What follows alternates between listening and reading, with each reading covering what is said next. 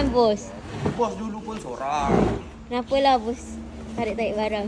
Tak apa, kita cuma nak ada usul ni. Ha, ni. Okay. Yang tiga akak Usti. Yang awak mula tunjuk kat saya tu kan? Oh yeah. Fresh lagi. Jadi banyak barang-barang besar ni dia sold kat gudang je sebab kita tak masuk sana. Yalah nak pindah sana lagi. Barang rare. Ada siap bantal lagi. Wow. Dia memang bagi bantas sekali lah. Siap.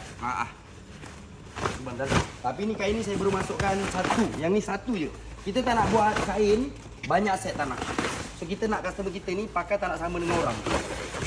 Lagi satu kain-kain macam ni kita ambil dari kedai tak besar tapi dia masukkan kain-kain rare. Kain ni macam perempuan sikit. Kita tak nak dia terlalu banyak deko. ada production dengan orang. Dulu ada sekolah ambil dekor ke dulu? Sekolah ambil dekor ke? Saya tak ambil dekor tapi kalau rumah saya dekor rumah saya. Dia macam Saya perempuan cerewet. sikit Saya asyik suka mata masak. bos ni. Itu lah perangai saya. Kalah saya tak erti. Saya baju bini pun bini tanya saya. Apa? Baju warna apa lah, tudung nak macam apa lah. Awak dah pandai, awak dah tahu.